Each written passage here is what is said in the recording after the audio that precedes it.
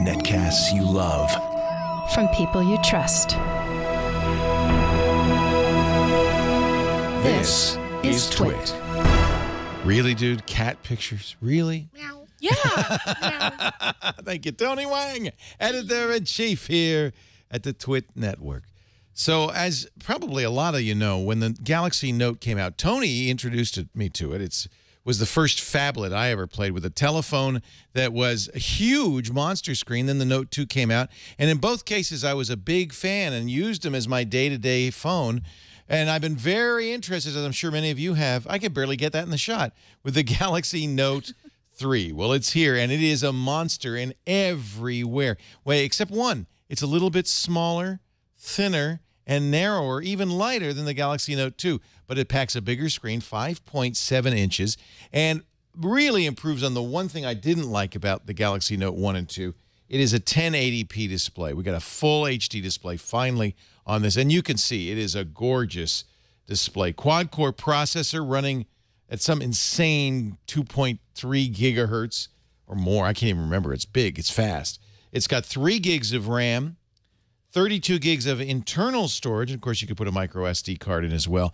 But, you know, one of the monsters on here, you peel off the back, is the battery. This is a 3,200 milliamp hour battery. I was able to go a day and a half and still be 75% charge on this phone. That's one of the real benefits of having a phone that's this big. You can have an equally large battery. The camera in the front is 2 megapixels. That's nice. The 13 megapixel real-facing camera is very much like the Galaxy S4. In fact, in many ways, this is just a Galaxy S4 on steroids with a big display. One thing that's kind of cool, it does have Android 4.3 on it, so it is very up-to-date. But a negative, it's still got the weird TouchWiz. It just little things like having the apps drawer on the right-hand side or having 15 pages, it feels like, of settings. I mean, you could just go on and on looking at the settings. You know, I guess for some people that's a good thing. For me, it just means I can't figure out where these things are. It is not a Google Experience phone by any means. It is a Samsung TouchWiz phone. Having said that, I just love the specs on the Galaxy Note 3. And if you want a big phone, let me just show you what it looks like held up to my ear, because I'm not a small guy. I have a fairly large head. Go ahead and switch, because I don't want to scare Burke when I pull the phone. But it still looks, you know, kind of silly held up to you. That actually looks good. That's okay. That's not bad. Yeah. It's not the end of the world, is it? Just be aware of that. It is still small enough. In fact, because the physical form factor is a little bit smaller than the Note 2, it still fits right there in a breast pocket or a side pocket. This is an interesting touch that all the Note 3s have. We're looking at the AT&T model. All the specs are the same, by the way, across all 4 carriers. But it has this stitched pleather background in a couple of different colors. This is the black version. You know, I think this is in response to, remember when the Verge talked about the Galaxy S4 and they said that the back was so slick it felt slimy. I think this is for Josh Topolsky and company. This is just, there's no slime here. There's some texture in it.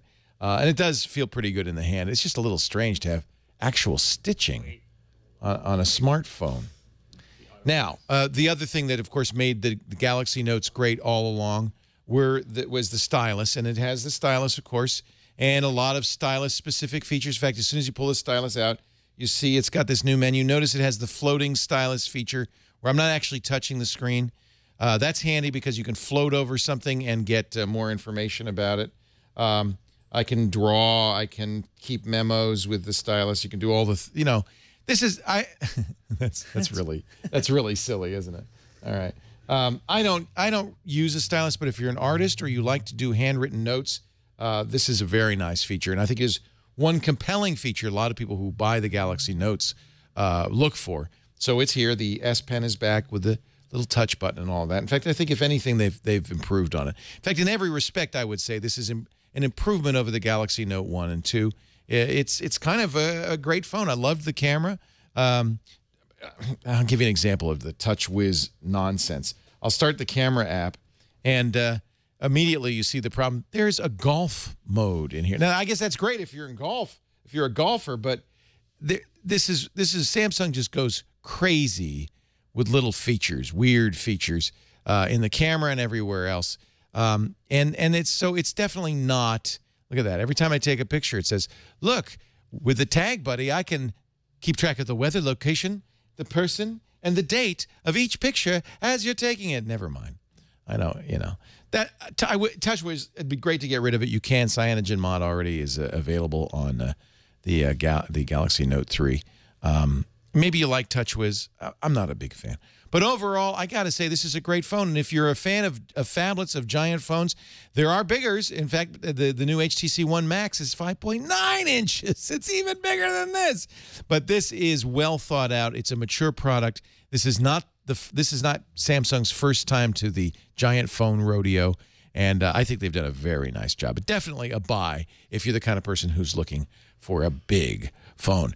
Now, what makes it even more interesting is this companion item. Let me take this off. This is the Galaxy Gear Watch. The phone, by the way, $300 with a 2-year contract, $750, $800 off contract with 32 gigs of storage. That's the AT&T version there. $724 off contract.